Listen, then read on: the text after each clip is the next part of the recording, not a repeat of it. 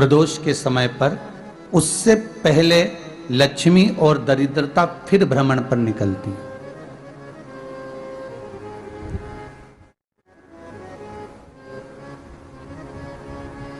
शिव भ्रमण कर कर जब वापिस आ जाते हैं, हिंदू धर्म में पीपल के वृक्ष की जो गणना वराह पुराण में करी गई है, 4 बजे से 7 बजे तक शिव के भ्रमण का समय बताया है शाम को। तो 7 बजे से लेकर फिर रात्रि 9 बजे तक लक्ष्मी और दरिद्रता फिर भ्रमण पर जाती। इनका एक समय निश्चित है महाराज। भ्रमण कर कर आ जाना।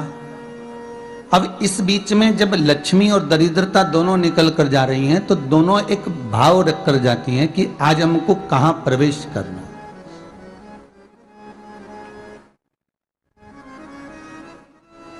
आज हमें किस जगह पर प्रवेश करना है, आज हमें कहां पहुंचना है, आज हमें किस जगह जाना है। और जिस नगर में जिस मार्ग से लक्ष्मी और दरिद्रता निकल कर जाती हैं, ये दोनों का जब निकलना होता है, इनको स्थान दिया गया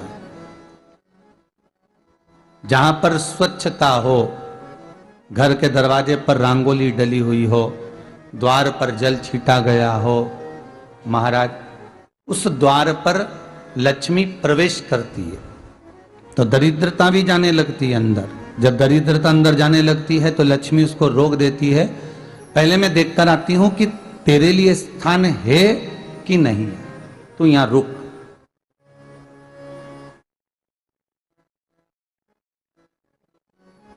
कुछ देर तक दरिद्रता बाहर खड़ी रहती है और लक्ष्मी जी की बड़ी बहन जब दरिद्रता बार बार अंदर जाने का प्रयास करती है तो लक्ष्मी जी कहती हैं, जीजी तू इतनी बड़ी होकर तुझे मालूम है, तू तेरा सम्मान होना चाहिए, आदर होना चाहिए, और तू अंदर चली जा और कोई तेरा सम्मान ना करे तो कितना बुरा लगेगा, इसलिए तू बाहर खड़ी रहे, मैं अभी आई। अंदर जाती है और जब लक्ष्मी जी भ्रमण कर लेती हैं, अंदर प्रवेश कर कर आती हैं, और प्रवेश कर कर आती हैं तो दरिद्रता पूछती है चले अंदर।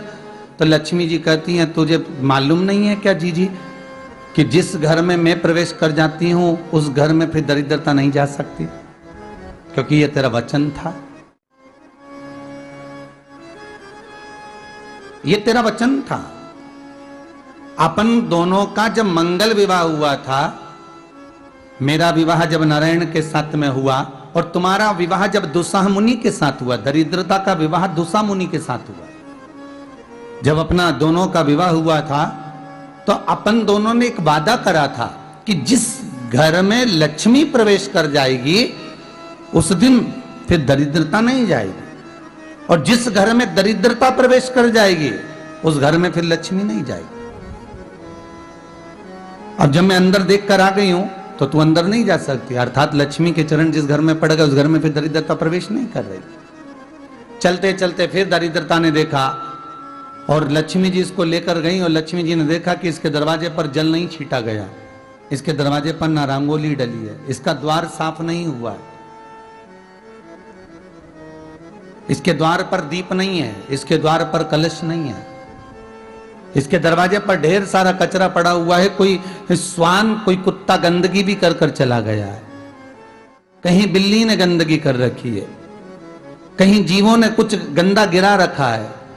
तो फिर लक्ष्मी जी कहती है, जीजी अब मैं होकर आ गई थी ना, अब तू जा, तू होकर आ, और दरिद्रता प्रवेश करती है।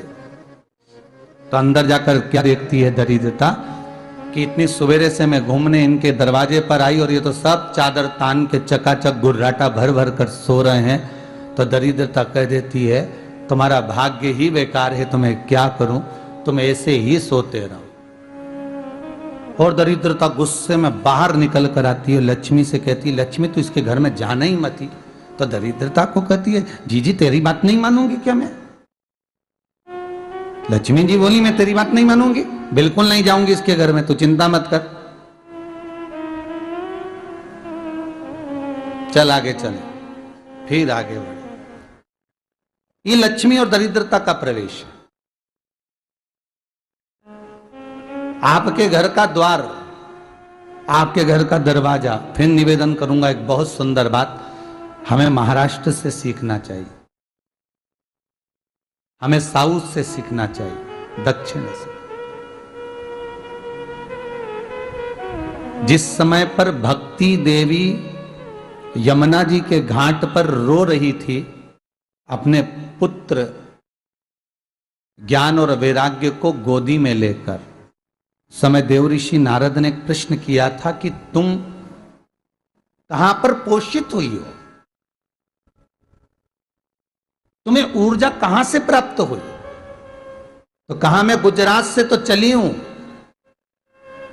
और वहां से चलती चलती भक्ति देवी कहती है मैं बहुत दुखी होकर, बूढ़ी होकर, द्रवित होकर, बड़ी दुख में वहां से चलते चलते जब मैं महाराष्ट्र में पहुंची तो मैंने वहां जाकर देखा कि वहां पर लोग हर पल हर घड़ी ब्रह्म मुहूर्त में उठकर स्मरण करते हैं, नाम जाप करते हैं और दरवाजे पर जल छीट कर रंगोली डालते हैं। तो कह रही है कि वहां पर मैं थोड़ी अवस्थावान होने लगी, वहां मुझे अच्छा लगने लगा।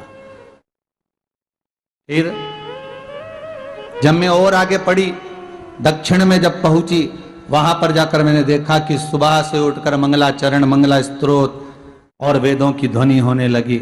वहां पर मैं और आनंदित हो गई। हमें कुछ चीजें महाराष्ट्र से सीखना चाहिए कि वहां रहने वाले जो भगत हैं, वारकरी संप्रदाय के जो भक्त होते हैं, वैष्णव जो धर्म के भक्त होते हैं, उनका नियम है सवेरे के समय घर में पानी है कि नहीं है, पर जब भी वो घर का दरवाजे के बाहर थोड़ा ना थोड़ा पानी तो छींट ही देते हैं।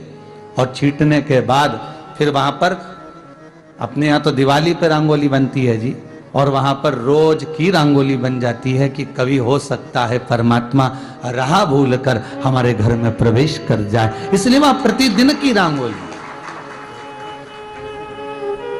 प्रतिदिन।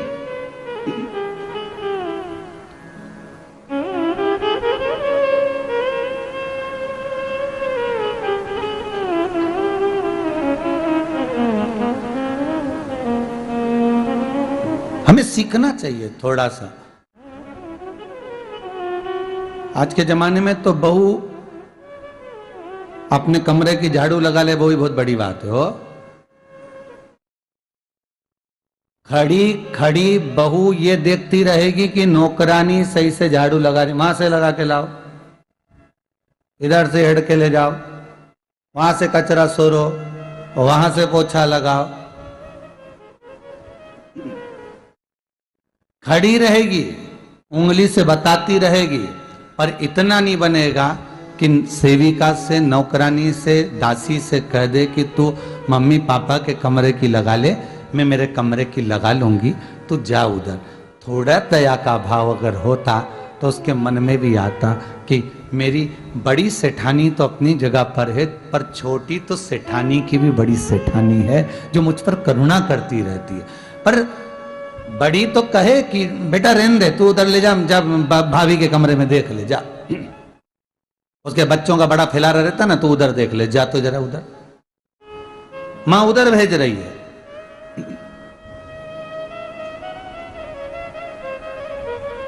थोड़ा सेवा का भाव हमारे भीतर